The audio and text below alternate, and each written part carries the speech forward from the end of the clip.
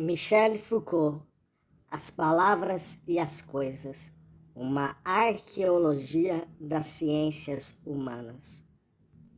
Capítulo 3. Representar. 1. Dom Quixote. Com suas voltas e reviravoltas, as aventuras de Dom Quixote traçam o limite. Nelas terminam os jogos antigos da semelhança e dos signos. Nelas já se travam novas relações. Dom Quixote não é o homem da extravagância, mas antes o peregrino meticuloso que se detém diante de todas as marcas da similitude. Ele é o herói do mesmo, assim como de sua estreita província. Não chega a afastar-se da planície familiar que se estende em torno do análogo.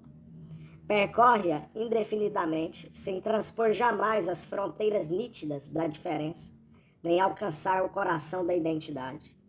Ora, ele próprio é semelhante a signos. Longo grafismo, magro como uma letra, acaba de escapar diretamente da fresta dos livros. Seu ser inteiro é só linguagem, texto, folhas impressas, história já transcrita. É feito de palavras entrecruzadas. É escrita errante no mundo em meio à semelhança das coisas. Não, porém, inteiramente, pois, em sua realidade de pobre fidalgo, só pode tornar-se cavaleiro, escutando de longe a epopeia secular que formula a lei. O livro é menos sua existência que seu dever. Deve incessantemente consultá-lo, a fim de saber o que fazer e dizer, e quais signos dar a si próprio e aos outros para mostrar que ele é realmente da mesma natureza que o texto de onde saiu. Os romances de cavalaria escreveram, de uma vez por todas, a prescrição de sua aventura. E cada episódio, cada decisão, cada façanha serão signos de que Dom Quixote é de fato semelhante a todos esses signos que ele decalcou. Mas se ele quer ser-lhes semelhante, é porque deve prová-los. É porque os signos legíveis já não são semelhantes a seres visíveis. Todos esses textos escritos, todos esses romances extravagantes são justamente incomparáveis. Nada no mundo jamais se lhes assemelhou. Sua linguagem infinita fica em suspenso, sem que nenhuma similitude venha jamais preenchê-la. Podem ser queimados todos e inteiramente, mas a figura do mundo não será por isso alterada. Assemelhando-se aos textos de que é o testemunho, o representante, o real análogo, Dom Quixote deve fornecer a demonstração e trazer a marca indubitável de que eles dizem a verdade, de que são realmente a linguagem do mundo.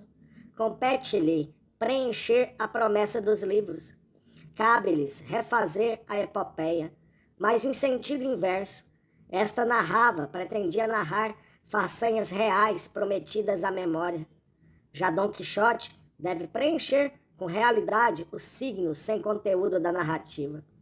Sua aventura será uma decifração do mundo, um percurso minucioso para recolher em toda a superfície da terra as figuras que mostram que os livros dizem a verdade.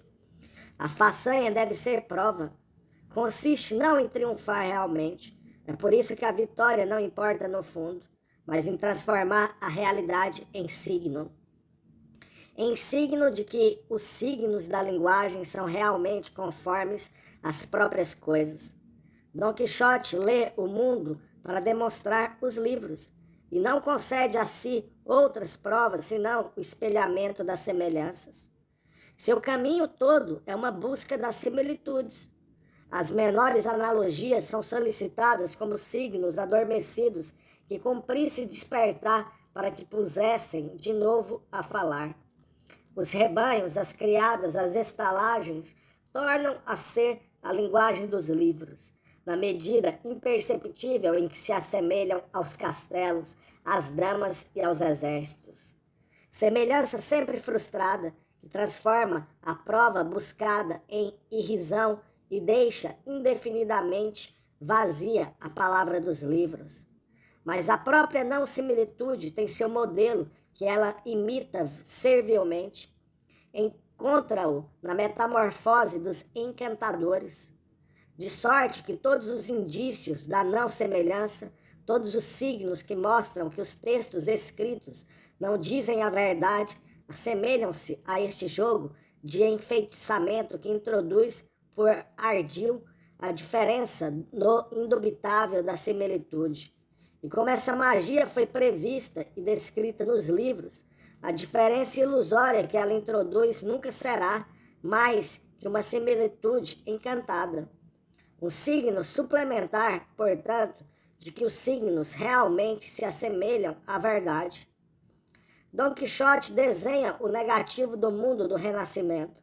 A escrita cessou de ser prosa do mundo. As semelhanças e os signos romperam sua antiga aliança. As similitudes decepcionam, conduzem à visão e ao delírio. As coisas permanecem obstinadamente na sua identidade irônica. Não são mais do que o que são. As palavras erram ao acaso, sem conteúdo, sem semelhança para preenchê-las. Não marcam mais as coisas, dormem entre as folhas dos livros, no meio da poeira. A magia que permitia a decifração do mundo, descobrindo as semelhanças secretas sob os signos, não serve mais senão para explicar de modo delirante por que as analogias são sempre frustradas. A erudição, que lia como um texto único a natureza e os livros, é reconduzida às suas quimeras, depositados nas páginas amarelecidas dos volumes. Os signos da linguagem não têm como valor mais do que a tênue ficção daquilo que representam. A escrita e as coisas não se assemelham mais. Entre elas, Dom Quixote vagueia ao sabor da aventura. A linguagem, no entanto, não se tornou completamente impotente. Doravante, detém novos poderes e que lhe são próprios. Na segunda parte do romance, Dom Quixote reencontra personagens que leram a primeira parte do texto e que o reconhecem, a ele, homem real, como herói do livro. O texto de Cervantes se dobra sobre si mesmo, se enterra na sua própria espessura e torna-se para si objeto de sua própria narrativa. A primeira parte das aventuras desempenha na segunda o papel que assumiam no início os romances de cavalaria. Dom Quixote deve ser fiel a esse livro em que ele realmente se tornou. Deve protegê-lo dos erros, das falsificações, das sequências apócrifas. Deve acrescentar os detalhes omitidos, deve manter sua verdade. Este livro, porém, Dom Quixote mesmo não o leu, nem pode lê-lo, já que ele o é em carne e osso. Ele, que à força de ler livros tornara-se um signo errante no mundo que não o reconhecia, ei-lo tornado, malgrado ele e sem o saber.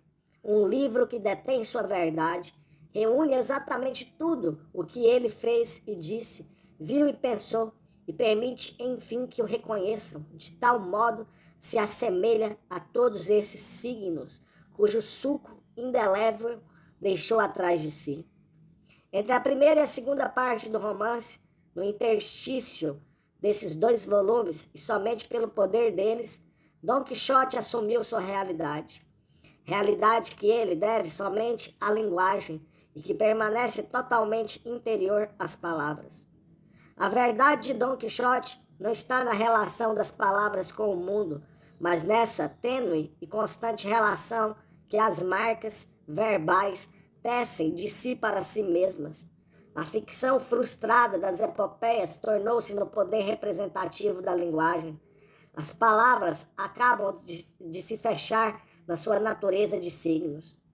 Dom Quixote é a primeira das obras modernas, pois que aí se vê a razão cruel das identidades e das diferenças, desdenhar infinitamente dos signos e das similitudes. Pois que aí a linguagem rompe seu velho parentesco com as coisas para entrar nessa soberania solitária, donde só reaparecerá em seu ser absoluto, tornada literatura. Pois que aí a semelhança entra numa idade que é, para ela a da desrazão e da imaginação. Uma vez desligados, a similitude e os signos, duas experiências podem se constituir e duas personagens aparecer face a face. O louco, entendido não como doente, mas como desvio constituído e mantido, como função cultural indispensável, tornou-se, na experiência ocidental, o homem das semelhanças selvagens. Essa personagem, tal como é bosquejada nos romances ou no teatro da época barroca e tal como se institucionalizou pouco a pouco até a psiquiatria do século XIX, é aquela que se alienou na analogia. É o jogador desregrado do mesmo e do outro. Toma as coisas pelo que não são e as pessoas umas pelas outras. Ignora seus amigos, reconhece os estranhos, crê desmascarar e impõe uma máscara. Inverte todos os valores e todas as proporções, porque acredita a cada instante decifrar signos. Para ela, os europeus fazem um rei. Segundo a percepção cultural que se teve do louco até o fim do século XVIII, ele só é o diferente na medida em que não reconhece a diferença. Por toda a parte vê semelhanças e sinais da semelhança.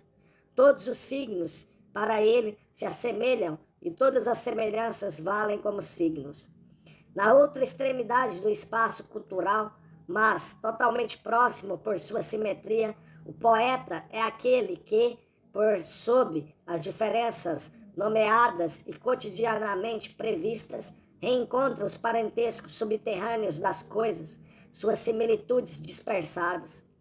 Sobre os signos estabelecidos e apesar deles, houve um outro discurso mais profundo que lembra o tempo em que as palavras cintilavam na semelhança universal das coisas.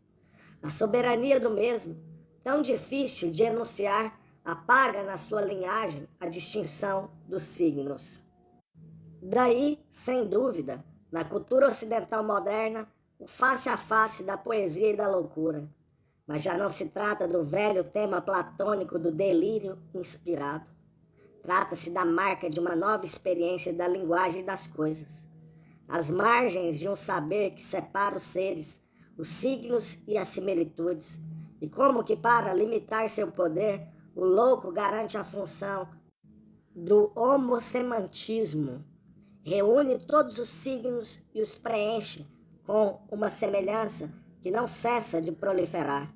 O poeta garante a função inversa, sustenta o papel alegórico. Sobre a linguagem dos signos e sobre o jogo de suas distinções bem determinadas, põe-se a escuta de outra linguagem, aquela sem palavras nem discursos da semelhança. O poeta faz chegar a similitude até os signos que a dizem. O louco carrega todos os signos com uma semelhança que acaba por apagá-los. Assim, na orla exterior da nossa cultura e na proximidade maior de suas divisões essenciais, estão ambos nessa situação de limite, postura marginal e silhueta profundamente arcaica, onde suas palavras encontram incessantemente seu poder de estranheza e o recurso de sua contestação.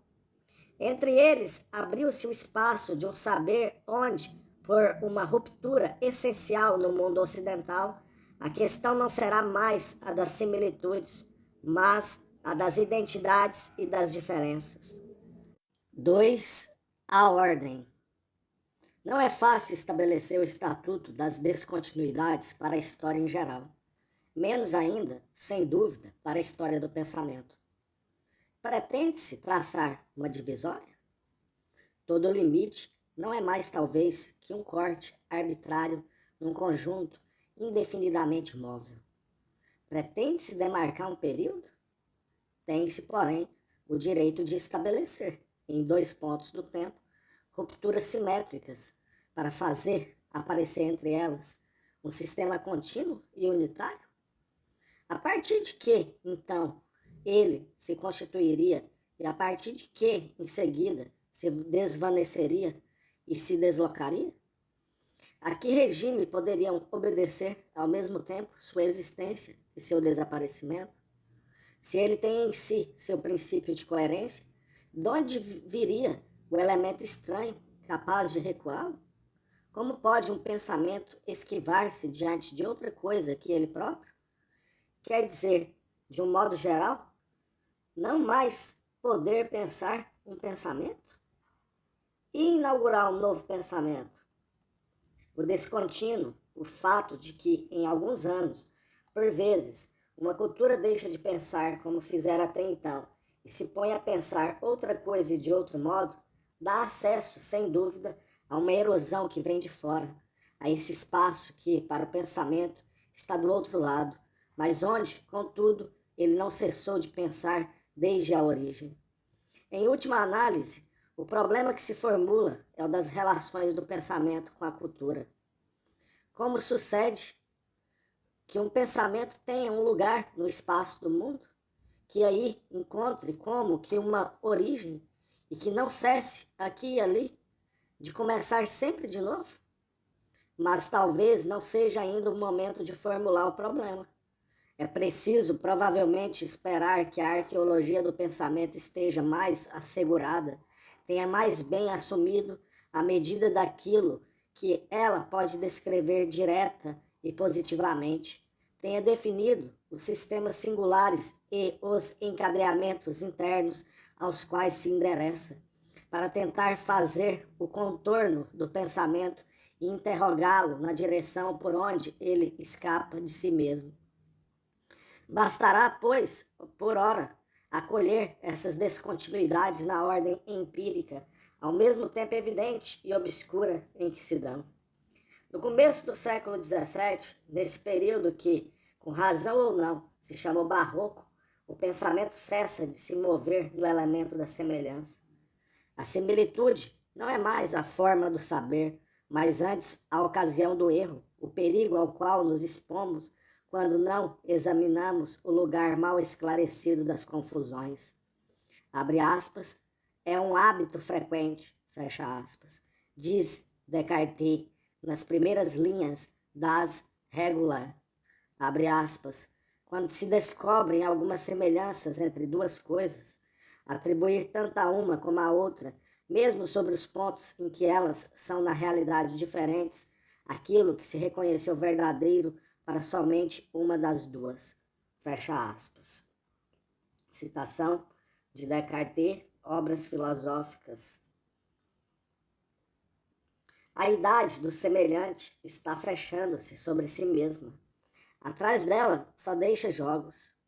Jogos cujos poderes de encanto crescem com esse parentesco novo da semelhança com a ilusão. Por toda parte se desenham quimeras da similitude, mas sabe-se que são quimeras. É o tempo privilegiado do trompe-l'œil, da ilusão cômica, do teatro que se desdobra e representa um teatro, do quiprocó, dos sonhos e visões. É o tempo dos sentidos enganadores. É o tempo em que as metáforas, as comparações e as alegorias definem o espaço poético da linguagem. E por isso mesmo, o saber do século XVI deixa a lembrança deformada de um conhecimento misturado e sem regra, onde todas as coisas do mundo se podiam aproximar ao acaso das experiências, das tradições ou das credulidades. Doravante, as belas figuras rigorosas e constringentes da similitude serão esquecidas e se tomarão os signos que as marcavam por devaneios e encantos de um saber que ainda não se tornara razoável. Encontra-se, já em Bacon, uma crítica da semelhança, crítica empírica que não concerne as relações de ordem e de igualdade entre as coisas, mas aos tipos de espírito e às formas de ilusão às quais elas podem estar sujeitas. Trata-se de uma doutrina do quiprocó.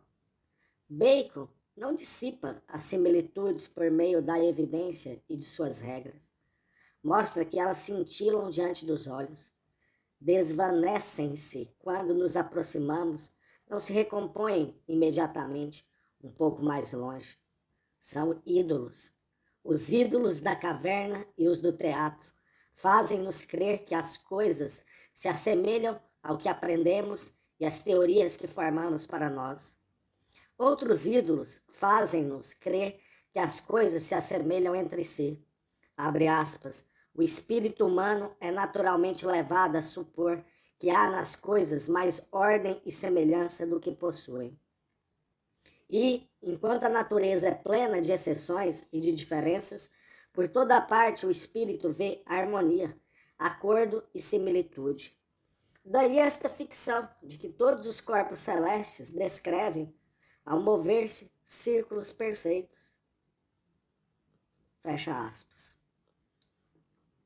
Tais são os ídolos da tribo, ficções espontâneas do espírito. A eles se juntam efeitos e, por vezes, causas, as confusões da linguagem. Um só e mesmo nome se aplica indiferentemente a coisas que não são da mesma natureza. São ídolos do fórum. Só a prudência do espírito pode dissipá-los, desde que renuncie à sua pressa e ligeireza natural para tornar-se penetrante e perceber, enfim, as diferenças próprias à natureza. A crítica cartesiana da semelhança é de outro tipo. Não é mais o pensamento do século XVI inquietando-se diante de si mesmo e começando a se desprender de suas mais familiares figuras. É o pensamento clássico excluindo a semelhança como experiência fundamental e forma primeira do saber, denunciando nela um misto confuso que cumpre analisar em termos de identidade e de diferenças, de medida e de ordem. Se Descartes recusa a semelhança, não é excluindo do pensamento racional o ato de comparação, nem buscando limitá-lo, mas, ao contrário, universalizando-o e dando-lhe, assim, sua mais pura forma. Com efeito, é pela comparação que encontramos, abre aspas, a figura, a extensão, o movimento e outros semelhantes, fecha aspas. Isto é, as naturezas simples, em todos os sujeitos onde elas podem estar presentes. E, por outro lado, numa dedução do tipo, todo A é B, todo B é C, logo todo A é C. É claro que o espírito, abre aspas, compara entre si o termo procurado e o termo dado, a saber, A e C, através dessa relação segundo a qual um e outro são B, fecha aspas. Por consequência, se se puser de parte a intuição de uma coisa isolada, pode-se dizer que todo conhecimento, abre aspas, se obtém pela comparação de duas ou várias coisas entre si, fecha aspas. Citação de Descartes, Regulet. Ora, não há conhecimento verdadeiro senão pela intuição, isto é, por um ato singular da inteligência pura e atenta, e pela dedução que liga entre si as evidências. De que modo a comparação, que é requerida para quase todos os conhecimentos e que, por definição, não é uma evidência isolada nem uma dedução, pode autorizar um pensamento verdadeiro? Abre aspas, quase todo o trabalho da razão humana consiste, sem dúvida, em tornar essa operação possível. Fecha aspas, citação de Descartes. Existem duas formas de comparação e somente duas. A comparação da medida e a da ordem. Podem-se medir grandezas ou multiplicidades, isto é, grandezas contínuas ou descontínuas. Mas, tanto num caso como no outro, a operação de medida supõe que, diferentemente do cálculo que vai dos elementos para a totalidade, consideremos primeiro o todo e que o dividamos em partes. Essa divisão vai dar em unidades, entre as quais umas são de convenção ou de empréstimo para as grandezas contínuas e outras para as multiplicidades ou grandezas descontínuas. São as unidades da aritmética. Comparar duas grandezas ou duas multiplicidades exige, de toda maneira, que se aplique à análise de uma e de outra uma unidade comum. Assim, a comparação efetuada pela medida se reduz, em todos os casos, às relações aritméticas da igualdade e da desigualdade. A medida permite analisar o semelhante segundo a forma calculável da identidade e da diferença. Quanto à ordem, estabelece-se sem referência a uma unidade exterior, abre aspas. Reconheço com efeito qual é a ordem entre A e B, sem nada considerar senão esses dois termos extremos, fecha aspas. Não se pode reconhecer a ordem das coisas, abre aspas, na sua natureza isoladamente, fecha aspas. Mas, sim, descobrindo aquela que é a mais simples, em seguida aquela que é a mais próxima para que se possa aceder necessariamente a partir daí até as coisas mais complexas.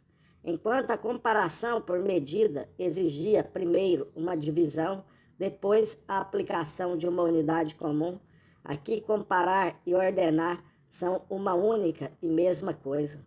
A comparação pela ordem é um ato simples que permite passar de um termo a outro, depois a um terceiro, etc., por um movimento, abre aspas, absolutamente ininterrupto, fecha aspas, Descartes. Assim, estabelecem séries em que o primeiro termo é uma natureza da qual se pode ter a intuição independentemente de qualquer outra, e em que os outros termos são estabelecidos segundo diferenças crescentes. Tais são, portanto, os dois tipos de comparação.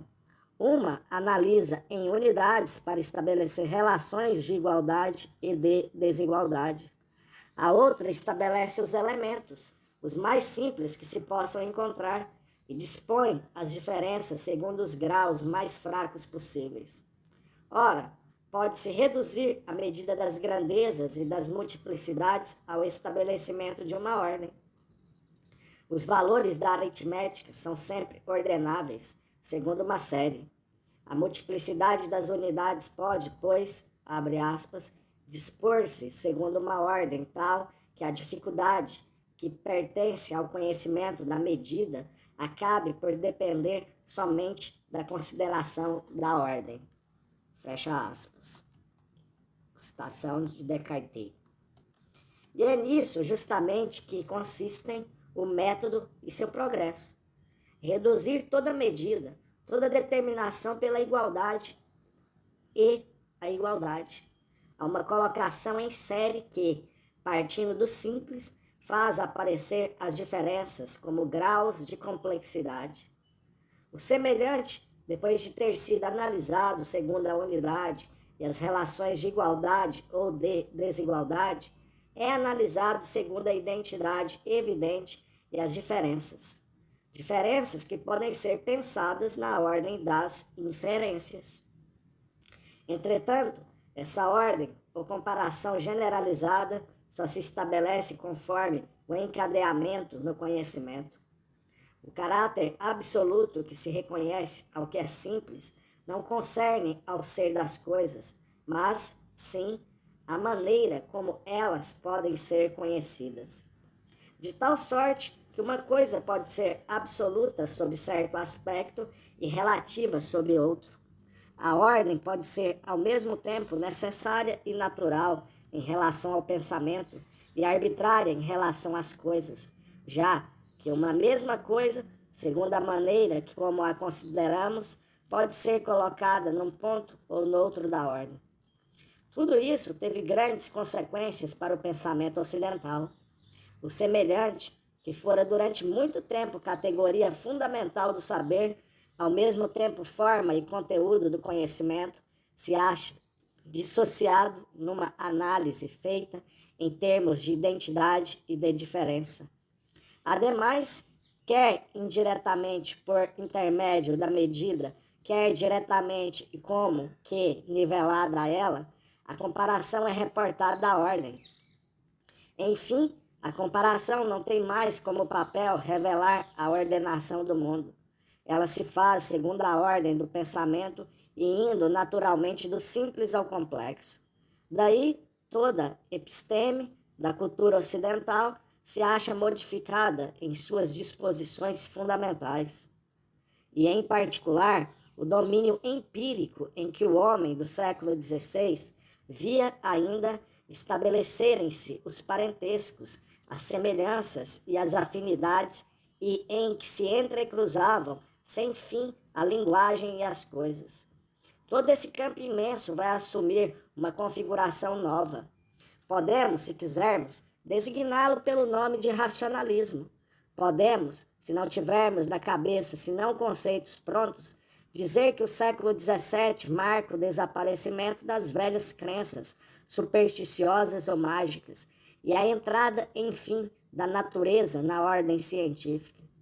Mas o que cumpre apreender e tentar restituir são as modificações que alteraram o próprio saber, nesse nível arcaico que torna possíveis os conhecimentos e o modo de ser daquilo que se presta ao saber.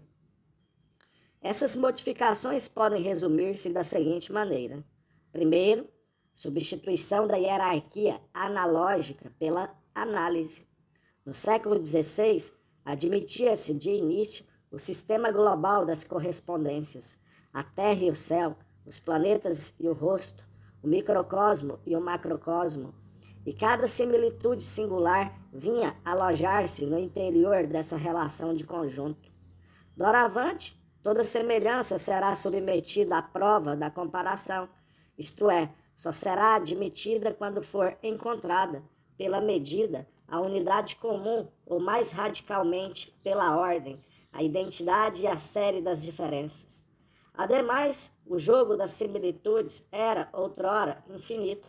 Era sempre possível descobrir novas similitudes, e a única limitação vinha da ordenação das coisas, da finitude de um mundo comprimido entre o macrocosmo e o microcosmo.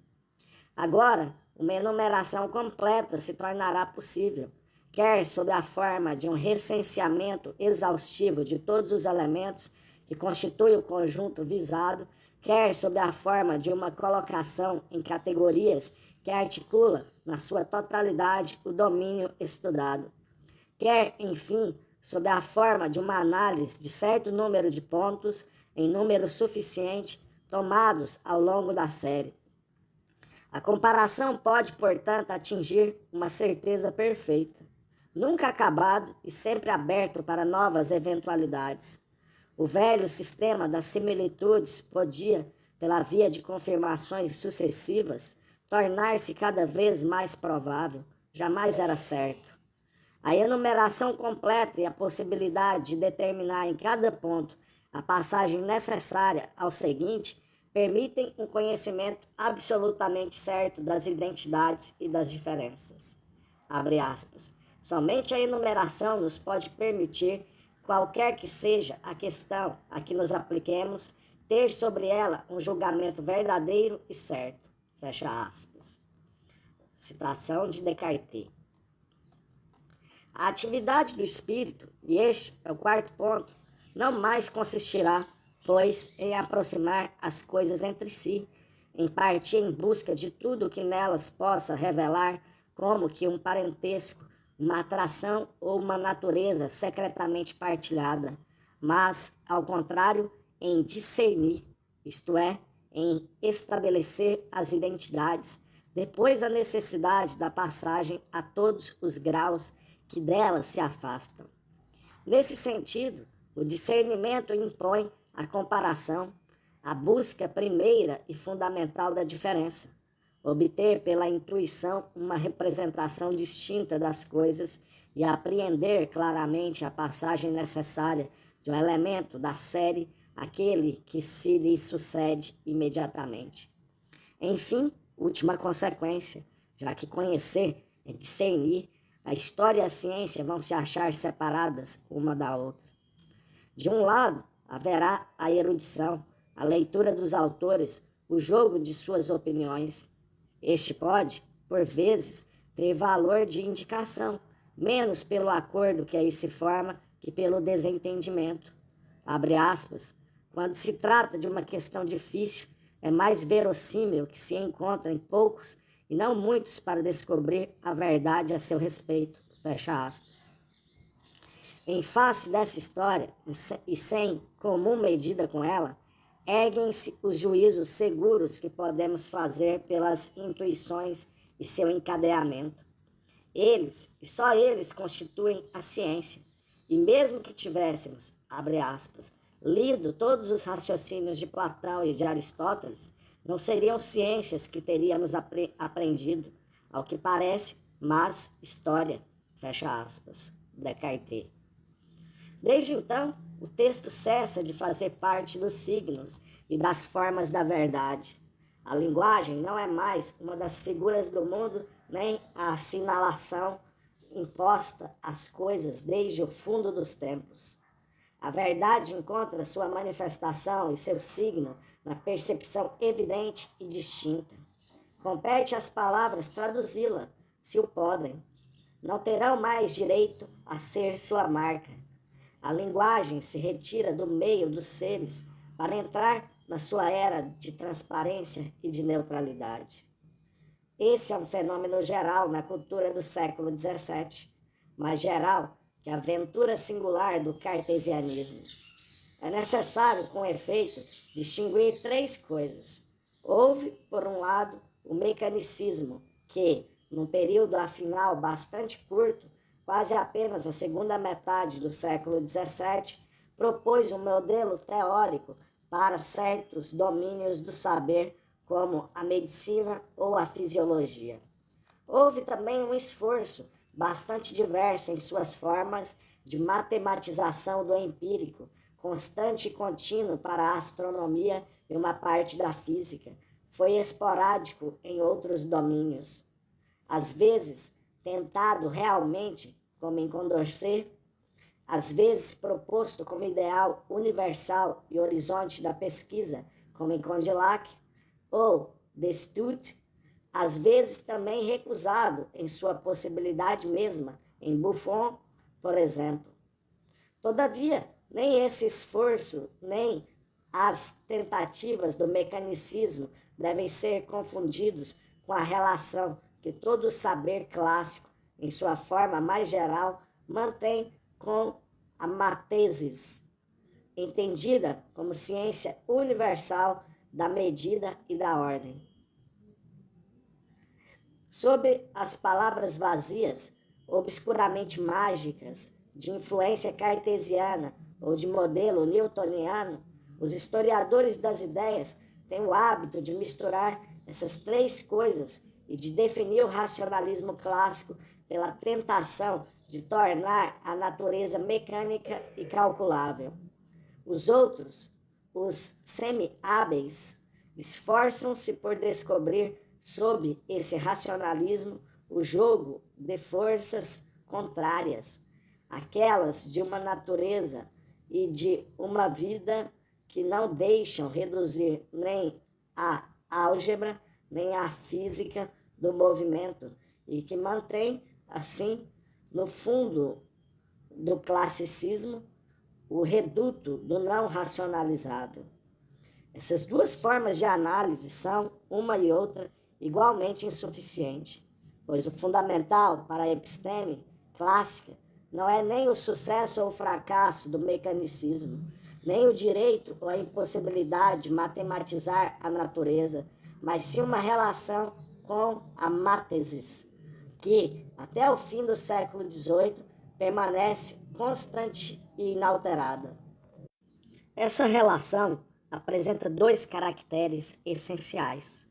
O primeiro é que as relações entre os seres serão realmente pensadas sob a forma da ordem e da medida, mas com este desequilíbrio fundamental de se poderem sempre reduzir os problemas da medida aos da ordem.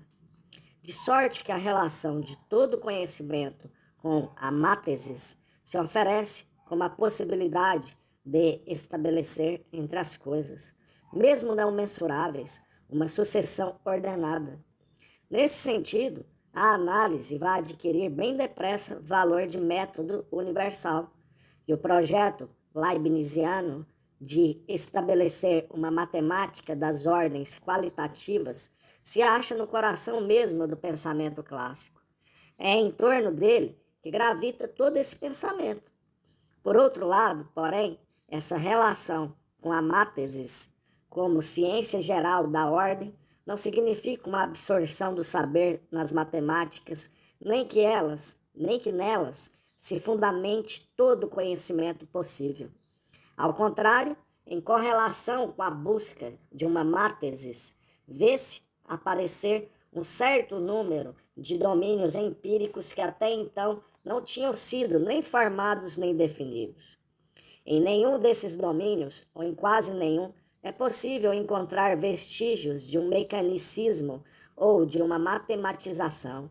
E, contudo, eles se constituíram todos tendo por base uma ciência possível da ordem.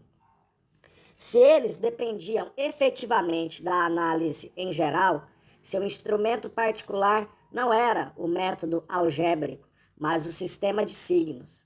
Assim, apareceram a gramática geral, a história natural, a análise das riquezas, ciências da ordem no domínio das palavras, dos seres e das necessidades. E todas essas empiricidades, novas na época clássica e coextensivas à sua duração, têm por pontos de referência cronológicos Lancelot e Bopp, Ray e Cuvier, Peri e Ricardo, que escreveram os primeiros por volta de 1660 e os segundos por volta dos anos de 1800 e 1810. Não se puderam constituir sem a relação que toda a episteme da cultura ocidental manteve, então, com uma ciência universal da ordem. Essa relação com a ordem é tão essencial para a Idade Clássica quanto foi para o Renascimento a relação com a interpretação. E assim como a interpretação do século XVI, superpondo uma semiologia a uma hermenêutica, era essencialmente um conhecimento da similitude. Assim, a colocação em ordem por meio dos signos constitui todos os saberes empíricos como saberes da identidade e da diferença. O mundo, há um tempo indefinido e fechado, pleno e tautológico, da semelhança, se acha dissociado e como que aberto em seu centro. Numa extremidade, encontrar-se-ão os signos tornados instrumentos da análise, marcas da identidade e da diferença, princípios da colocação em ordem, chaves para uma taxonomia. E na outra, a semelhança empírica e murmurante das coisas, essa similitude surda que, por sob o pensamento, fornece a matéria infinita das repartições e das distribuições. De um lado, a teoria geral dos signos, das divisões e das classificações. De outro, o problema das semelhanças imediatas, do movimento espontâneo da imaginação, das repetições da natureza. Entre os dois, os saberes novos que encontram seu espaço nessa distância aberta. 3. A representação do signo. O que é um signo na Idade Clássica? Pois o que mudou na primeira metade do século XVII e por longo tempo, talvez até hoje, é o regime inteiro dos signos, as condições sobre as quais exercem eles sua estranha função. É aquilo que, dentre tantas outras coisas que sabemos ou que vemos, os erige de súbito como signos. É seu próprio ser. No limiar da Idade Clássica, o signo deixa de ser uma figura do mundo, deixa de estar ligado àquilo que ele marca por liames sólidos e secretos da semelhança ou da afinidade. O classicismo o define segundo 3 variáveis. A origem da ligação, um signo pode ser natural, como reflexo no espelho designa o que ele reflete, ou de convenção, como uma palavra, para um grupo de homens, pode significar uma ideia. O tipo de ligação, um signo pode pertencer ao conjunto que ele designa, como a boa fisionomia que faz parte da saúde que ele manifesta, ou ser dele separado, como as figuras do Antigo Testamento são os signos longínquos da encarnação e do resgate. A certeza da ligação, um signo pode ser tão constante que estamos seguros de sua fidelidade. É assim que a respiração designa a vida, mas ele pode ser simplesmente provável, como a palidez para a gravidez. Nenhuma dessas formas de ligação implica necessariamente a similitude. O próprio signo natural não a exige.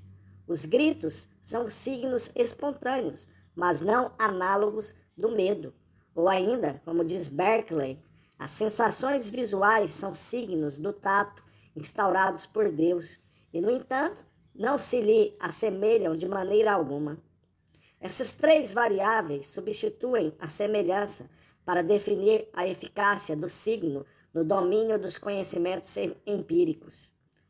Primeiro, uma vez que é sempre certo ou provável, o signo deve encontrar seu espaço no interior do conhecimento. No século XVI, considerava-se que os signos tinham sido depositados sobre as coisas para que os homens pudessem desvendar seus segredos, sua natureza ou suas virtudes. Mas essa descoberta nada mais era que o fim último dos signos, a justificação de sua presença. Era sua utilização possível, a melhor, sem dúvida. Mas não tinham necessidade de ser conhecidos para existirem, mesmo se permanecessem silenciosos e se jamais alguém os percebesse. Nada perdiam de sua consistência. Não era o conhecimento, mas a linguagem mesma das coisas que os instaurava na sua função significante. A partir do século XVII, todo o domínio do signo se distribui entre o certo e o provável. Isso quer dizer que não seria mais possível haver signo desconhecido, marca muda. Não que os homens estejam de posse de todos os signos possíveis, mas sim que só há signo a partir do momento em que se acha conhecida a possibilidade de uma relação de substituição entre dois elementos já conhecidos. O signo não espera silenciosamente a vinda daquele que pode reconhecê-lo. Ele só se constitui por um ato de conhecimento. É aqui que o saber rompe seu velho parentesco com a divinatio. Esta supunha sempre signos que lhe eram anteriores. De sorte que o conhecimento se alojava inteiramente na vaga de um signo descoberto, ou afirmado, ou secretamente transmitido. Tinha por tarefa fazer o levantamento de uma linguagem prévia distribuída por Deus no mundo. É nesse sentido que, por uma implicação essencial, ele adivinhava e adivinhava o divino. Doravante, é no interior do conhecimento que o signo começará a significar. É dele que tirará sua certeza ou sua probabilidade. E, se Deus utiliza ainda signos para nos falar através da natureza, serve-se de nosso conhecimento e dos laços que se estabelecem entre as impressões para instaurar no nosso espírito uma relação de significação. Tal é o papel do sentimento em Malebranche, ou da sensação em Berkeley. No juízo natural, no sentimento, nas impressões visuais, na percepção da terceira dimensão, são conhecimentos apressados, confusos, mas prementes, inevitáveis e contingentes, que servem de signos a conhecimentos discursivos que nós, porque não somos puros espíritos, já não temos a prerrogativa ou a permissão de atingir por nós mesmos e apenas pela força de nosso espírito. Em Malebranche e Berkeley, o signo gerido por Deus é a superposição sagaz e diligente de dois conhecimentos. Já não há aí a divinatio, inserção do conhecimento no espaço enigmático, aberto e sagrado dos signos, mas um conhecimento conciso e concentrado em si mesmo, a centralização de uma longa sequência de juízos na figura rápida do signo. Vê-se também como, por um movimento de retorno, o conhecimento que encerrou os signos no seu espaço próprio poderá agora abrir-se à probabilidade de uma impressão a outra. A relação será de signo a significado, isto é, uma relação que, como na sucessão, se desdobrará da mais fraca probabilidade à maior certeza. Abre aspas, a conexão das ideias implica não a relação de causa e efeito, mas somente a de um indício e de um signo a coisa significada. O fogo que se vê não é a causa da dor que sofro quando dele me aproximo. É um indício que me previne dessa dor. Fecha aspas. Citação de Berkeley. Princípios de la conscience humaine. O conhecimento que adivinhava, por acaso, signos absolutos e mais antigos que ele, foi substituído por uma rede de signos, construída passo a passo pelo conhecimento do provável. Hume tornou-se possível. Segundo, a segunda variável do signo, a forma de sua ligação com o que ele significa. Pelo jogo da conveniência, da emulação e, sobretudo, da simpatia, a similitude no século XVI triunfava do espaço e do tempo, pois competia ao signo reduzir e reunir. Com o classicismo, ao contrário, o signo se caracteriza por sua essencial dispersão. O mundo circular dos signos convergentes é substituído por um desdobramento ao infinito.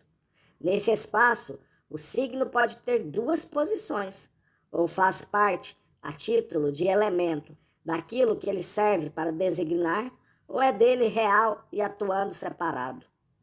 Na verdade, essa alternativa não é radical, pois o signo, para funcionar, deve estar ao mesmo tempo inserido no que ele significa e dele distinto. Com efeito, para que o signo seja o que é preciso que ele seja dado ao conhecimento ao mesmo tempo que aquilo que ele significa.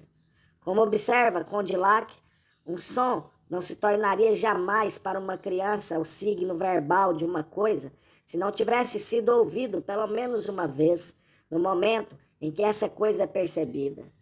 Mas, para que um elemento de uma percepção possa tornar-se seu signo, não basta que dela faça parte. É preciso que seja distinguido a título de elemento e destacado da impressão global a que estava confusamente ligado. É necessário, pois, que esta seja dividida, que a atenção incida numa dessas regiões imbricadas que a compõem e que delas tenha sido isolada. A constituição do signo é, pois, inseparável da análise. É seu resultado, já que, sem ela, não poderia aparecer. É também seu instrumento, já que, uma vez definido e isolado, ele pode ser reportado a novas impressões. E aí, desempenha em relação a elas como que o papel de um crivo. Porque o espírito analisa, o signo aparece. Porque o espírito dispõe de signos, a análise não cessa de prosseguir. Compreende-se por que de Condillac, a Destutt de Tracy e a Gerando, a doutrina geral dos signos e a definição do poder de análise do pensamento se superpuseram exatamente numa única e mesma teoria do conhecimento. Quando a lógica de Port-Royal dizia que um signo podia ser inerente àquilo que ele designa ou dele separado, mostrava que o signo, na Idade Clássica, não é mais encarregado de tornar o mundo próximo de si e inerente às suas próprias formas, mas, ao contrário, de estendê-lo e justapô-lo segundo uma superfície indefinidamente aberta e de prosseguir a partir dele o desdobramento sem termo dos substitutos com os quais o pensamos. É desse modo que o oferecemos ao mesmo tempo a análise e a combinatória que o tomamos, de ponta a ponta ordenável. O signo no pensamento clássico não apaga as distâncias e não abole o tempo. Ao contrário, permite desenrolá-los e percorrê-los passo a passo. Por ele, as coisas tomam-se distintas, conservam-se em sua identidade, desenlaçam-se e se ligam. A razão ocidental entra na idade do juízo. Terceiro, Resta uma terceira variável, a que pode assumir os dois valores da natureza e da convenção. Sabia-se desde há muito, e bem antes do Crátilo, que os signos podem ser dados pela natureza ou constituídos pelo homem. O século XVI também não ignorava e reconhecia nas línguas humanas os signos de instituição. Mas os signos artificiais só deviam seu poder à sua fidelidade aos signos naturais. Estes, de longe, fundavam todos os outros. A partir do século XVII, dá-se um valor inverso à natureza e à convenção. Natural, o signo não é mais do que um elemento subtraído às coisas e constituído como signo pelo conhecimento. Ele é, pois, prescrito, rígido, incômodo, e o espírito não pode assenhorar-se dele.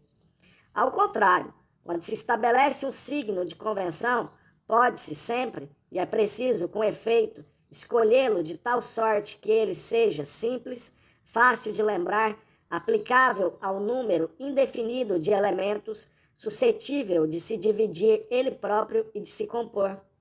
O signo de instituição é o signo na plenitude de seu funcionamento. É ele que traça a divisória entre o homem e o animal. Ele que transforma a imaginação em memória voluntária, a atenção espontânea em reflexão, o instinto em conhecimento racional. Foi sua carência ainda que Itard descobriu no Selvagem de Aveyron. Desses signos de convenção, os signos naturais não passam do esboço rudimentar, o desenho longínquo que só será concluído pela instauração do arbitrário. Mas esse arbitrário é medido por sua função e suas regras muito exatamente definidas por ela. Um sistema arbitrário de signos deve permitir a análise das coisas nos seus mais simples elementos. Deve decompor até a origem, mas deve também mostrar como são possíveis combinações desses elementos e permitir a gênese ideal na complexidade das coisas.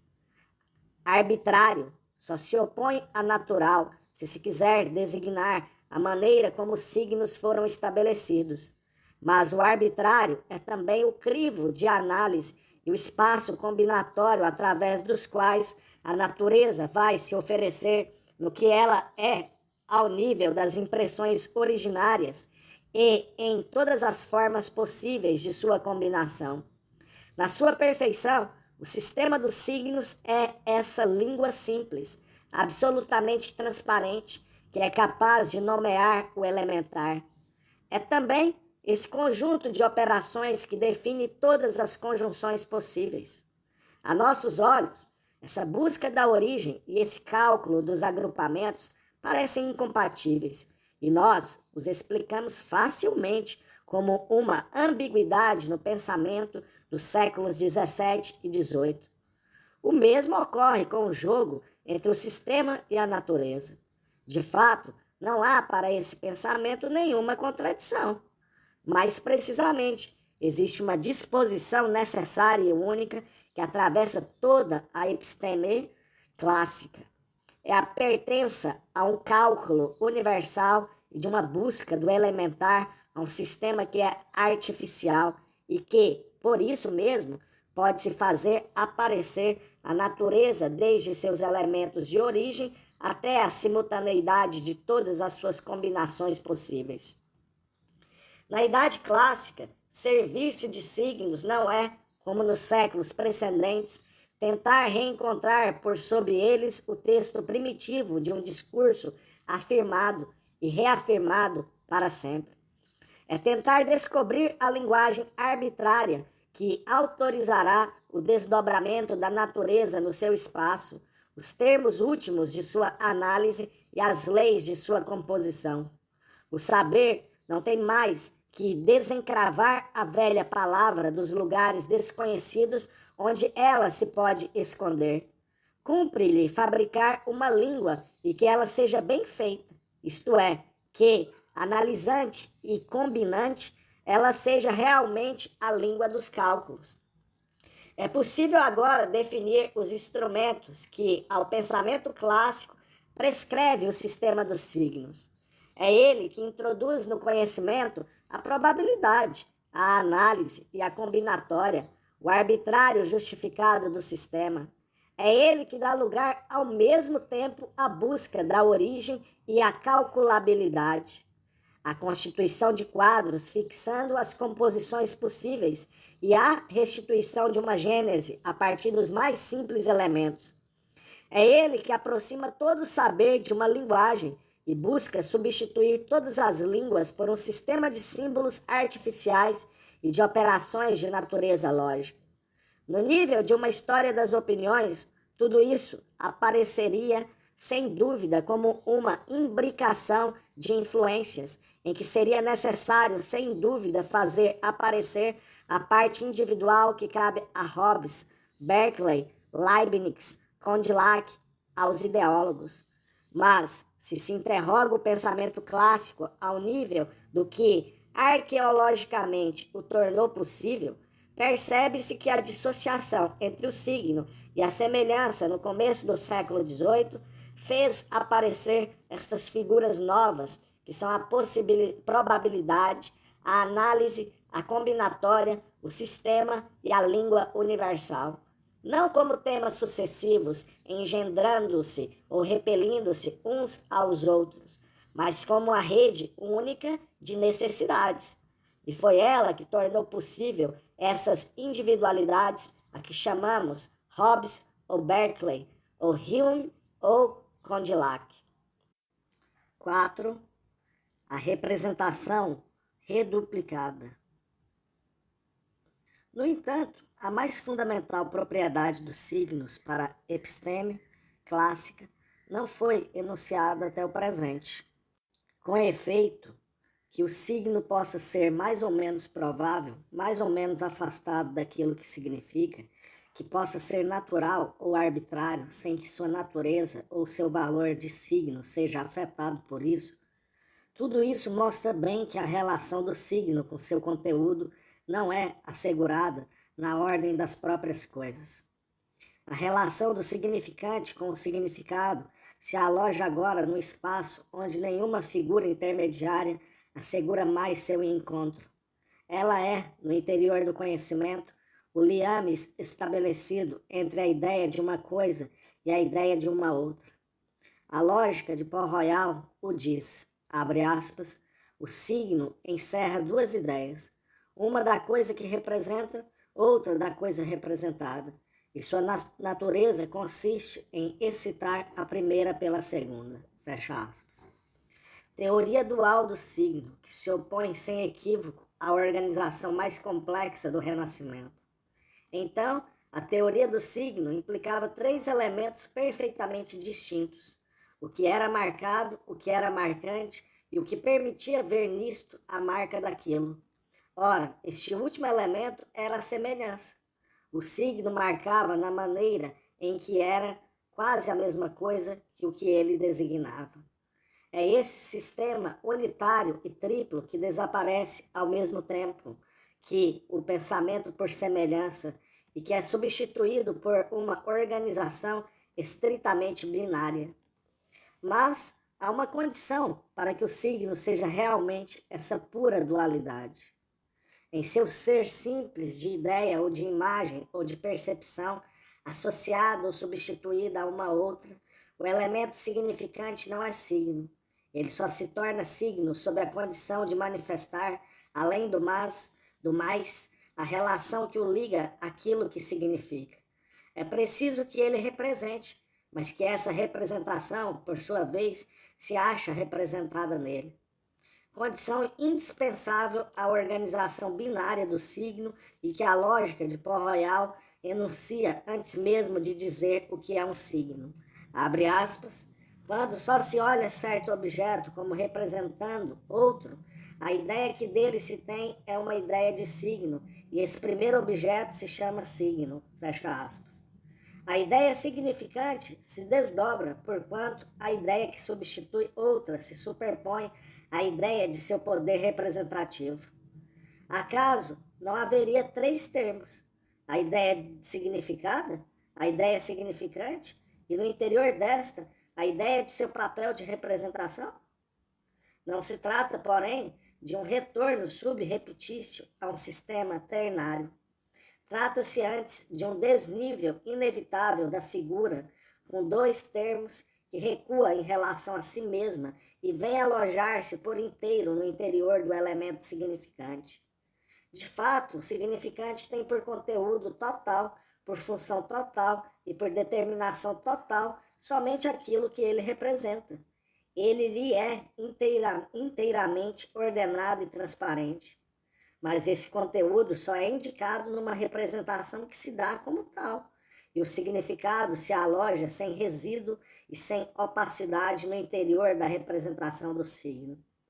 É característico que o exemplo primeiro de um signo que dá a lógica de Port Royal não seja nem a palavra, nem o grito, nem o símbolo, mas a representação espacial e gráfica, o desenho, mapa ou quadro.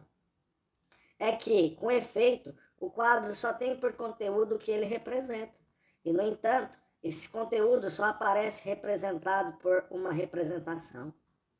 A disposição binária do signo, tal como aparece no século XVII, substitui-se a uma organização que, de modos diferentes, era sempre ternária desde os estoicos e mesmo desde os primeiros gramáticos gregos.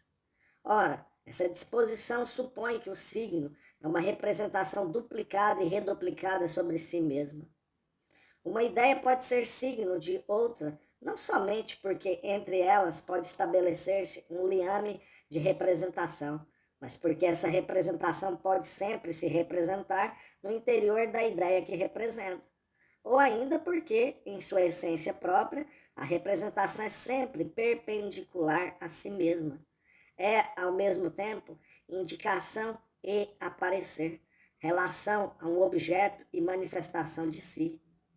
A partir da Idade Clássica, o signo é a representatividade da representação, enquanto ela é representável.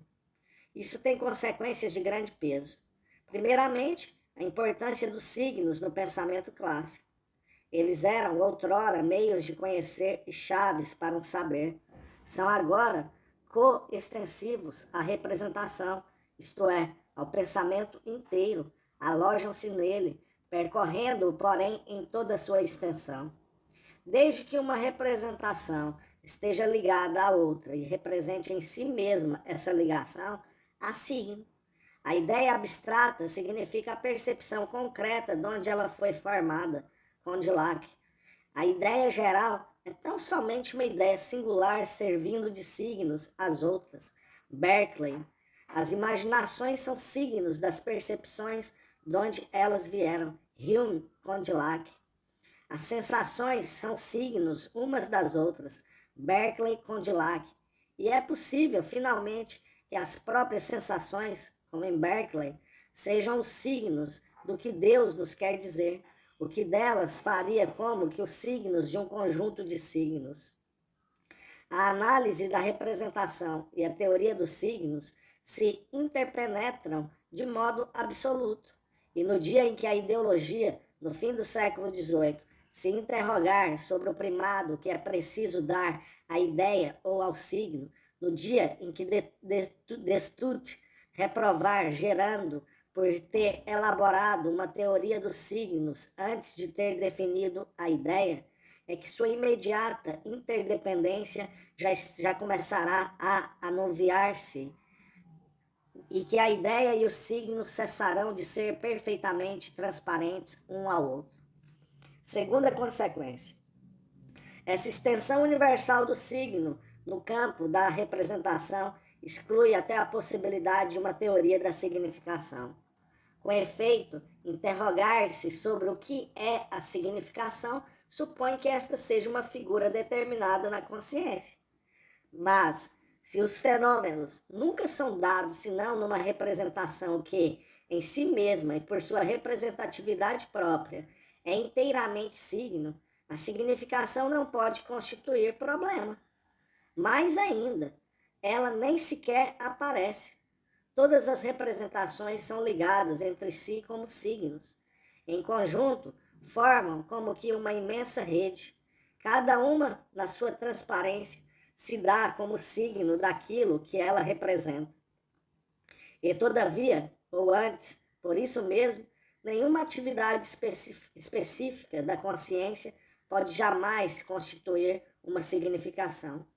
É, sem dúvida, porque o pensamento clássico da representação exclui a análise da significação que nós, que só pensamos os signos a partir desta, temos tanta dificuldade, a despeito da evidência, em reconhecer que a filosofia clássica de Malebranche, a ideologia, foi inteiramente uma filosofia do signo. Não há sentido exterior ou anterior ao signo. Nenhuma presença implícita de um discurso prévio que seria necessário restituir para trazer à luz o sentido autóctone das coisas. Mas também não há ato constituinte da significação nem gênese interior à consciência. É que entre o signo e seu conteúdo não há nenhum elemento intermediário e nenhuma opacidade. Os signos não têm, pois, outras leis, senão aquelas que podem reger seu conteúdo. Toda análise de signos é, ao mesmo tempo, e de pleno direito, decifração do que eles querem dizer. Inversamente, a elucidação do significado nada mais será que a reflexão sobre os signos que o indicam. Como no século XVI, semiologia e hermenêutica se sobrepõem, mas de uma forma diferente. Na Idade Clássica, elas não se reúnem mais no terceiro elemento da semelhança. Ligam-se neste poder próprio da representação de representar-se a si mesma. Não haverá, pois, uma teoria dos signos diferente de uma análise do sentido. Entretanto, o sistema concede certo privilégio à primeira sobre a segunda. Como ela não dá ao que é significado uma natureza diferente da que concede ao signo, o sentido não poderá ser mais que a totalidade dos signos desenvolvida em seu encadeamento. Ele se dará no quadro completo dos signos. Mas, por outro lado, a rede completa dos signos se liga e se articula de acordo com os cortes próprios ao sentido. O quadro do signo será a imagem das coisas. Se o ser do sentido está inteiramente do lado do signo, o funcionamento está inteiramente do lado do significado. É por isso que a análise da linguagem de Lancelot a Destutt de Tracy faz-se a partir de uma teoria abstrata dos signos verbais e na forma de uma gramática geral, mas ela toma sempre por fio condutor o sentido das palavras. É por isso também que a história natural se apresenta como análise dos caracteres dos seres vivos, mas que, mesmo artificiais, as taxonomias têm sempre o projeto de se ajustar à ordem natural ou de dissociar-se dela o menos possível. É por isso que a análise das riquezas faz-se a partir da moeda e da troca, mas que o valor é sempre fundado na necessidade. Na Idade Clássica, a ciência pura dos signos vale como discurso imediato do significado. Enfim, última consequência que se estende, sem dúvida, até nós. A teoria binária do signo, a que funda, desde o século XVII, toda a ciência geral do signo, está ligada, segundo uma relação fundamental, a uma teoria geral da representação. Se o signo é pura e simples ligação de um significante com um significado, ligação que é arbitrária ou não, voluntária ou imposta, individual ou coletiva, de todo modo a relação só pode ser estabelecida no elemento geral da representação. O significante e o significado só são ligados na medida em que um e outro são, ou foram, ou podem ser representados, e em que um representa atualmente o outro. Era, pois, necessário que a teoria clássica do signo desse a si própria, como fundamento e justificação filosófica, uma ideologia, isto é, uma análise geral de todas as formas da representação, desde a sensação elementar até a ideia abstrata e complexa. Era igualmente necessário que, reencontrando o projeto de uma semiologia geral, Saussure desse ao signo uma definição que pôde parecer psicologista, ligação de um conceito com uma imagem. É que, de fato, ele redescobria aí a condição clássica para pensar a natureza binária do signo. 5. A imaginação da semelhança. Eis, pois, os signos libertos de todo esse fervilhar do mundo onde o renascimento os havia outrora repartido. Estão doravante alojados no interior da representação, no interstício da ideia, nesse tênue espaço onde ela joga consigo mesma, decompondo-se e recompondo-se. Quanto à similitude, só lhe resta agora sair do domínio do conhecimento. É o empírico sob sua mais rude forma. Já não podemos, abre aspas, olhá-la como fazendo parte da filosofia, fecha aspas, Hobbes, Logic. A menos que seja desvanecida na sua inexatidão de semelhança e transformada pelo saber numa relação de igualdade ou de ordem. E, todavia, para o conhecimento, a similitude é uma indispensável moldura, pois uma igualdade ou uma relação de ordem não pode ser estabelecida entre duas coisas, senão quando sua semelhança tenha sido, ao menos, a ocasião de compará-las. Hume colocava a relação de identidade entre aquelas filosóficas que supõem a reflexão. Já a semelhança pertencia, para ele, às relações naturais, aquelas que constrangem nosso espírito segundo uma força calma, mas inevitável. Abre aspas, que o filósofo se arrogue a precisão quando queira. Ouso, contudo, desafiá-lo a dar um só passo em sua carreira sem a ajuda da semelhança. Que se lance um olhar sobre a face metafísica das ciências, mesmo as menos abstratas, e que me digam se as induções gerais que se tiram dos fatos particulares, ou antes, se os próprios gêneros, as espécies e todas as noções abstratas podem formar-se de outro modo senão por meio da semelhança, fecha aspas. Na orla exterior do saber, a similitude é essa forma somente esboçada, esse rudimento de relação que o conhecimento deve recobrir em toda a sua extensão, mas que, indefinidamente, permanece por sob ele a maneira de uma necessidade muda e indelével. Como no século XVI, semelhança e signo se interpelam fatalmente, mas de um modo novo.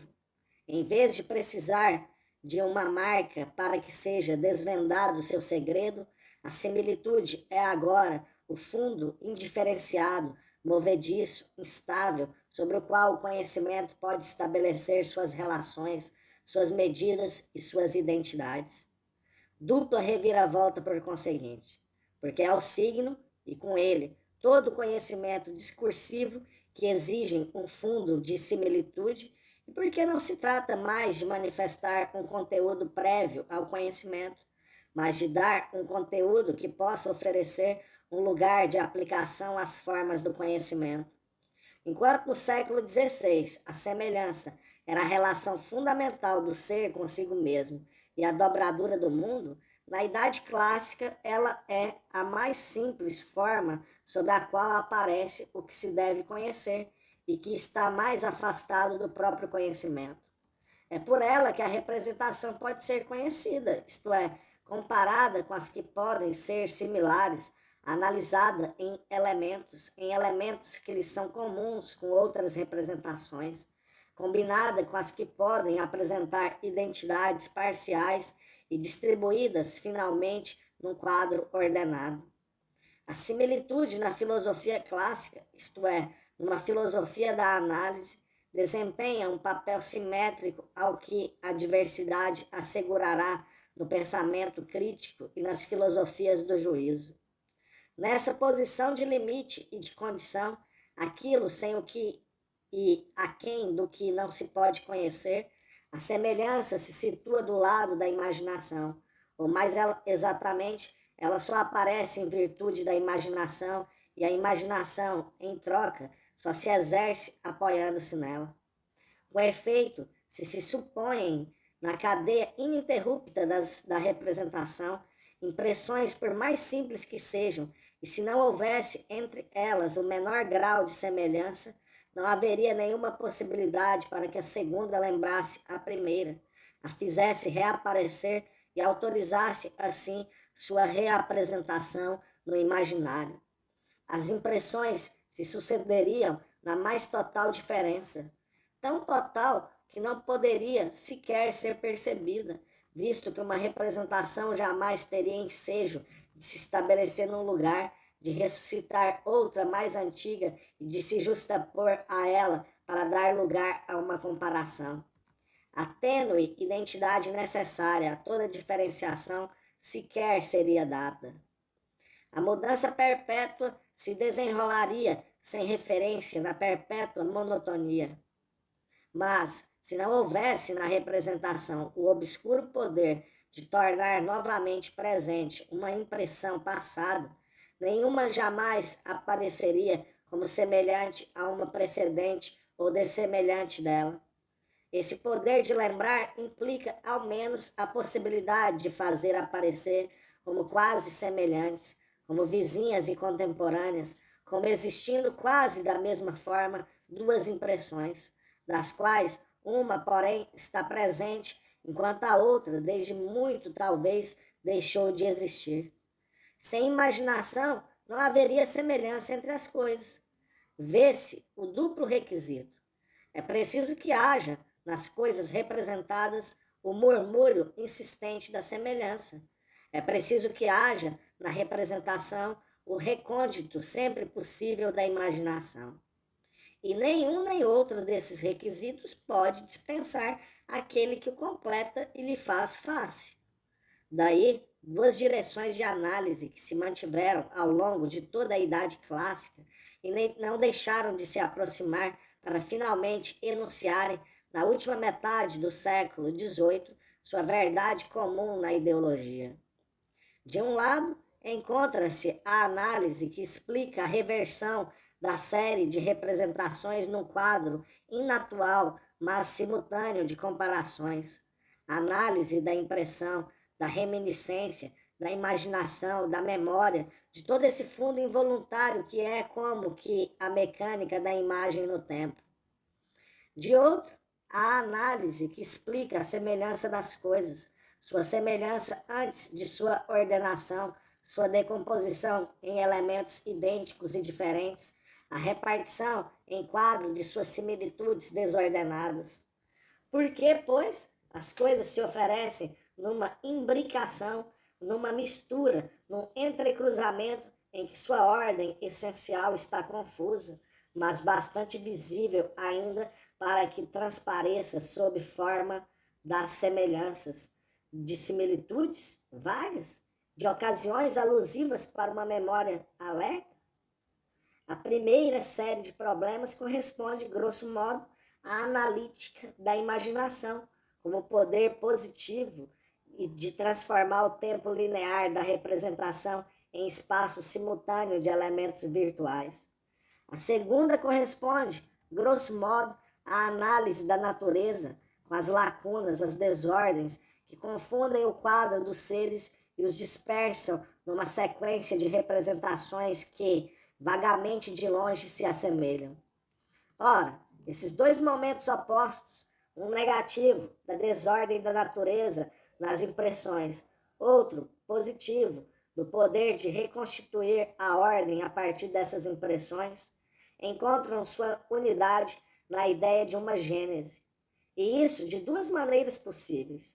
Ou o momento negativo, o da desordem, da vaga semelhança, é atribuído à própria imaginação, que exerce então, por si só, uma dupla função, se ela pode, apenas pela duplicação da representação, restituir a ordem, é na medida justamente em que ela impediria de perceber diretamente e na sua verdade analítica as identidades e as diferenças das coisas. O poder da imaginação é tão somente o reverso ou a outra face de sua falha. Ela está, no homem, na juntura da alma com o corpo. Com efeito, é aí que Descartes, Malebranche, Spinoza a analisaram, ao mesmo tempo como lugar do erro e poder de aceder à verdade, mesmo matemática. Nela reconheceram o estigma da finitude, quer como signo de uma queda fora da extensão inteligível, quer como marca de uma natureza limitada. O momento positivo da imaginação, ao contrário, pode ser atribuído à semelhança turva, ao murmúrio vago das similitudes. É a desordem da natureza devida à sua própria história, às suas catástrofes, ou talvez simplesmente à sua pluralidade imbricada, que não é mais capaz de oferecer a representação, senão coisas que se assemelham. De tal sorte que a representação, sempre acorrentada a conteúdos muito próximos uns dos outros, se repete, se recorda, dobra-se naturalmente sobre si, faz renascer impressões quase idênticas e engendra a imaginação. É nesse burburinho de uma natureza múltipla, mas obscuramente e sem razão recomeçada, no fato enigmático de uma natureza que, antes de toda ordem, se assemelha a si mesma, que Condillac e Hume buscaram o liame entre a semelhança e a imaginação. Soluções estritamente opostas, mas que respondem ao mesmo problema. Compreende-se, em todo caso, que o segundo tipo de análise tenha sido facilmente desenvolvido na forma mítica do primeiro homem, Rousseau, ou da consciência que desperta, Condillac, ou do espectador estranho jogado no mundo, Hume. Essa gênese funcionava exatamente em lugar da própria gênese. Ainda uma observação. Se as noções de natureza e de natureza humana tiveram na Idade Clássica uma certa importância, não é porque bruscamente se descobriu como campo de pesquisas empíricas essa potência surda, inesgotavelmente rica, a que se chama a natureza. Não é também porque se isolou no interior dessa vasta natureza uma pequena região singular e complexa que seria a natureza humana. De fato, esses dois conceitos funcionam para assegurar a interdependência, o liame recíproco da imaginação e da semelhança. De certo que a imaginação não é, em aparência, senão uma das propriedades da natureza humana, e a semelhança um dos efeitos da natureza. Mas, seguindo a rede arqueológica que confere suas leis ao pensamento clássico, vê-se bem que a natureza humana se aloje nesse tênue extravasamento da representação que lhe permite se reapresentar. Toda a natureza humana está aí, apenas estreitada ao exterior da representação para que se apresente de novo no espaço branco que separa a presença da representação e o ré de sua repetição. E que a natureza não é mais do que o inapreensível tumulto da representação que faz com que a semelhança seja aí sensível antes que a ordem das identidades seja visível. Natureza e natureza humana permitem, na configuração geral da episteme, o ajustamento da semelhança e da imaginação, que funda e torna possíveis todas as ciências empíricas da ordem. No século XVI, a semelhança estava ligada a um sistema de signos, e era sua interpretação que abriu o campo dos conhecimentos concretos. A partir do século XVII, a semelhança é repelida para os confins do saber, do lado de suas mais baixas e mais humildes fronteiras. Lá, ela se liga à imaginação, às repetições incertas, às analogias nebulosas, e em vez de desembocar numa ciência da interpretação implica uma gênese que ascende dessas formas rudes do mesmo aos grandes quadros do saber desenvolvidos segundo as formas da identidade, da diferença e da ordem. O projeto de uma ciência da ordem, tal como foi fundado no século XVII, implicava que fosse ele duplicado por uma gênese do conhecimento, como foi efetivamente e sem interrupção de Locke a ideologia. 6. Máteses e taxonomia. O projeto de uma ciência geral da ordem, teoria dos signos, analisando a representação, disposição em quadros ordenados das identidades e das diferenças. Assim se constituiu na Idade Clássica um espaço de empiricidade que não existira até o fim do Renascimento e que estava condenado a desaparecer desde o início do século XIX. Ele é para nós, hoje, tão difícil de restituir e tão profundamente recoberto pelo sistema de positividades a que pertence nosso saber que, durante muito tempo, passou despercebido, deformamo-lo e mascaramo-lo através de categorias ou de distribuição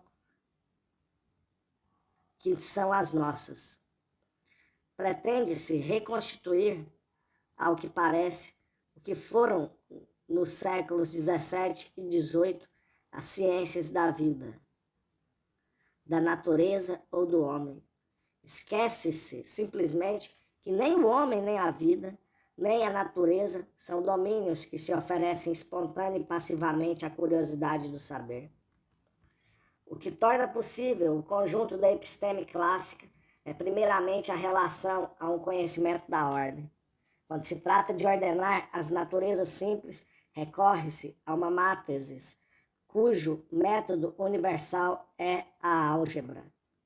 Quando se trata de pôr em ordem naturezas complexas, as representações, em geral, tais como são dadas na experiência, é necessário constituir uma taxonomia e, para tanto, instaurar um sistema de signos.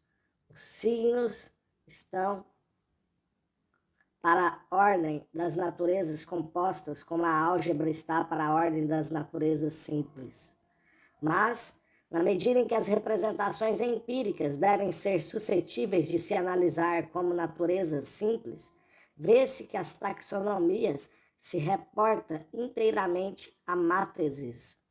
Em contrapartida, posto que a percepção das evidências é apenas um caso particular da representação em geral, pode-se dizer igualmente que a máteses não é mais do que um caso particular da taxonomia. Do mesmo modo, os signos que o próprio pensamento estabelece constituem como que uma álgebra das representações complexas. E a álgebra, inversamente, é um método para conferir signos às naturezas simples e para operar sobre estes signos. Tem-se, pois, a seguinte disposição: ciência geral da ordem. Natureza simples, representação completa. Natureza simples, máteses. Representação complexa, taxonomia. Álgebra, máteses, signos, taxonomia. Mas não é tudo. Taxonomia implica, ademais, um certo contínuo das coisas, uma não descontinuidade, uma plenitude do ser e uma certa potência da imaginação, que faz aparecer o que não é, mas permite, por isso mesmo, trazer à luz o conteúdo. A possibilidade de uma ciência das ordens empíricas requer, pois, uma análise do conhecimento, análise que deverá mostrar de que modo a continuidade escondida e como que confusa do ser pode reconstituir-se através do liame temporal de representações descontínuas. Daí a necessidade sempre manifesta ao longo da Idade Clássica de interrogar a origem dos conhecimentos. De fato, essas análises empíricas não se opõem ao projeto de uma mátesis universal, como um ceticismo e a um racionalismo. Elas eram envolvidas nos requisitos de um saber que não se dá mais como experiência do mesmo, mas como estabelecimento da ordem. Nas duas extremidades da episteme clássica tem-se, portanto, uma mátesis, como ciência da ordem calculável, e uma gênese, como análise da constituição das ordens a partir de sequências empíricas. De um lado, utilizam-se os símbolos das operações possíveis sobre identidades e diferenças. De outro, analisam-se as marcas progressivamente depositadas pela semelhança das coisas e as recorrências da imaginação. Entre a mátesis e a gênese, estende-se a região dos signos, signos que atravessam todo o domínio da representação empírica, mas que jamais se transbordam. Margeado pelo cálculo e pela gênese está o espaço do quadro. Nesse saber, trata-se de afetar com o signo tudo o que pode nos oferecer nossa representação, percepções, pensamentos, desejos. Esses signos devem valer como caracteres, isto é, articular o conjunto da representação em plagas distintas, separadas umas das outras por traços assinaláveis.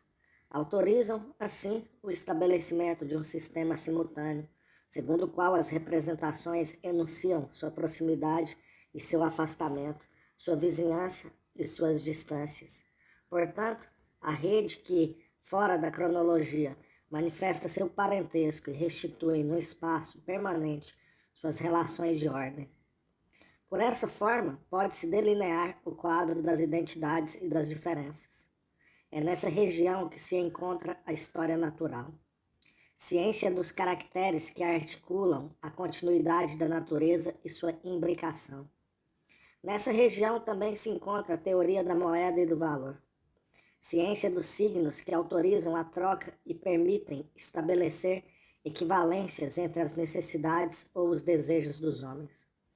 Aí, enfim, se aloja a gramática geral, ciência dos signos pelos quais os homens reagrupam a singularidade de suas percepções e recortam o movimento contínuo de seus pensamentos. Apesar das suas diferenças, esses três domínios só existiram na Idade Clássica, na medida em que o espaço fundamental do quadro se instaurou entre o cálculo das igualdades e a gênese das representações. Vê-se que essas três noções, mátesis, taxonomia, gênese, designam menos domínios separados que uma rede sólida de interdependências que define a configuração geral do saber na época clássica. A taxonomia não se opõe à mátesis, aloja-se nela e dela se distingue, pois ela também é uma ciência da ordem, uma mátesis qualitativa. Entendida, porém, no sentido estrito, a mátesis é ciência das igualdades, portanto, das atribuições e dos juízos, é a ciência da verdade.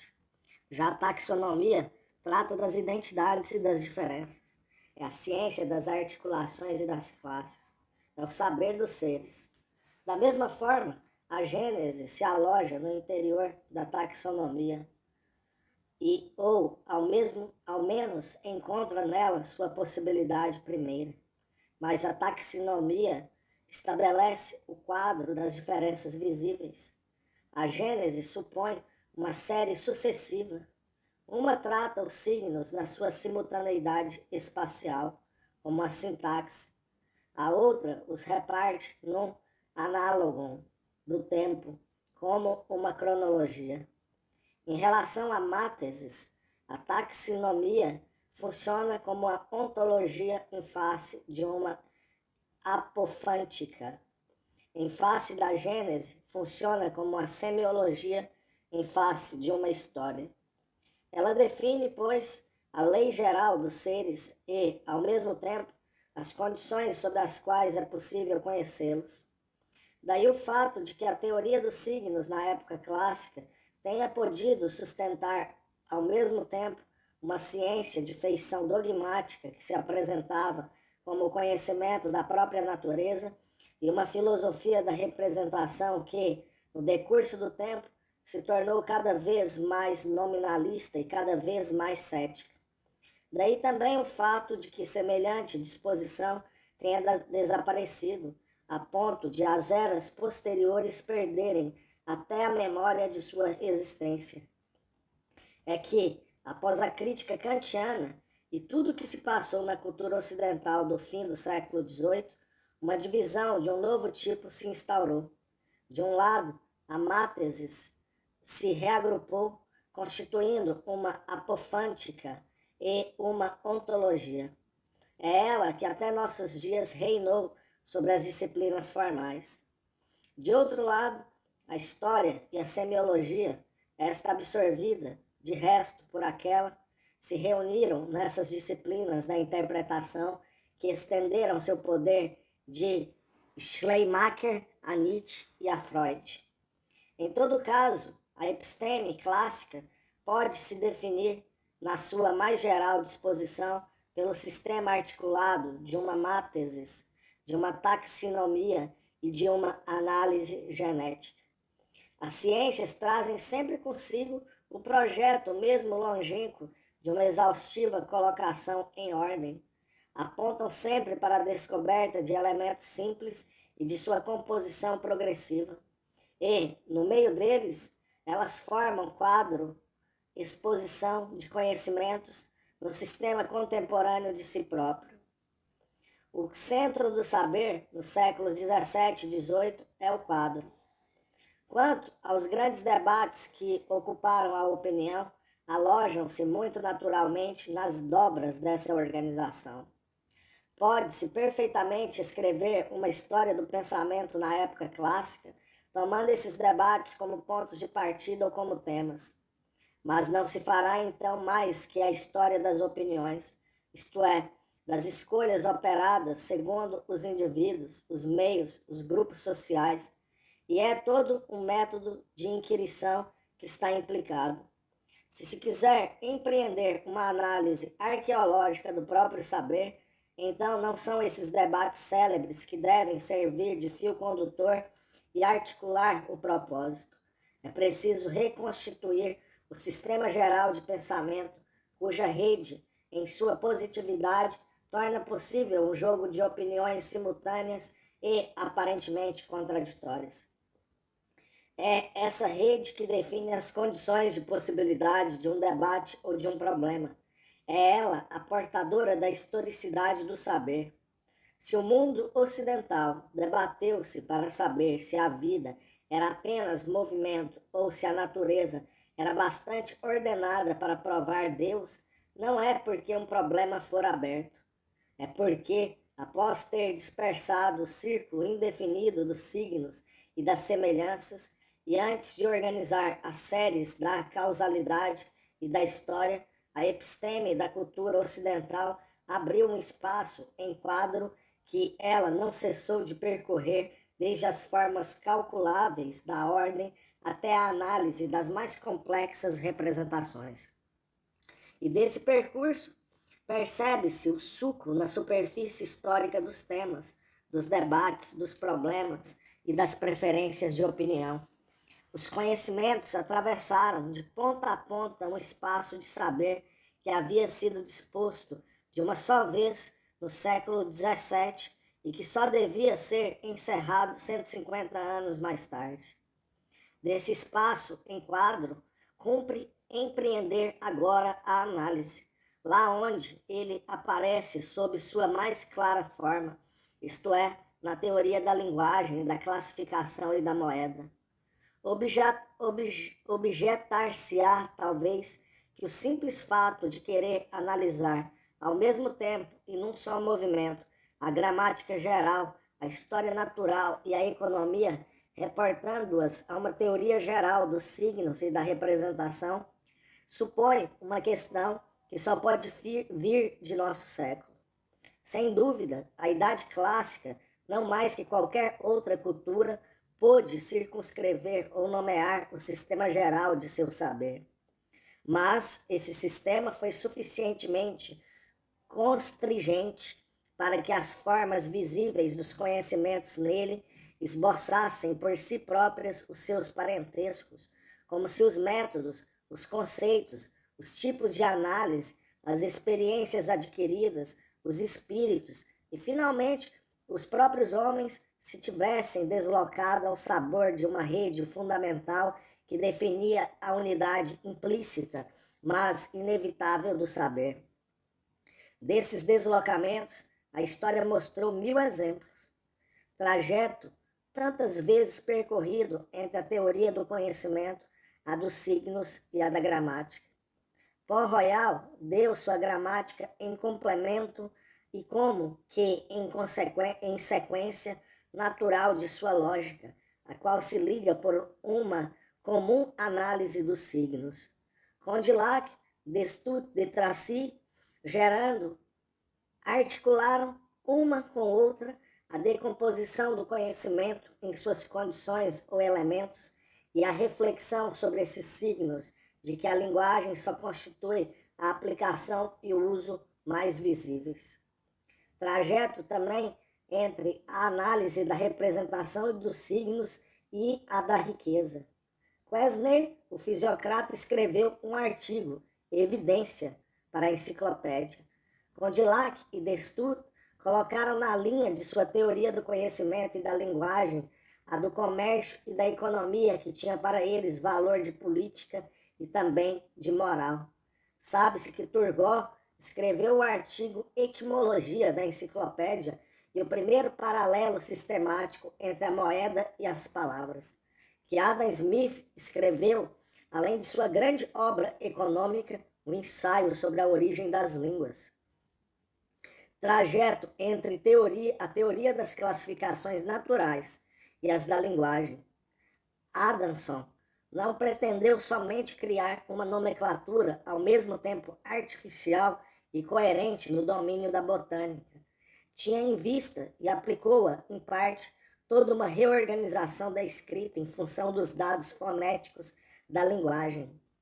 Rousseau deixou, entre suas obras póstumas, elementos de botânica e um tratado sobre a origem das línguas. Assim, se delineava como em pontilhado a grande rede do saber empírico, a das ordens não quantitativas, e talvez a unidade recuada, mas insistente de uma taxonomia universalis, apareça com toda clareza em Linneu, quando ele projeta encontrar em todos os domínios concretos da natureza ou da sociedade as mesmas distribuições e a mesma ordem. O limite do saber seria a transparência perfeita das representações nos signos que as ordenam.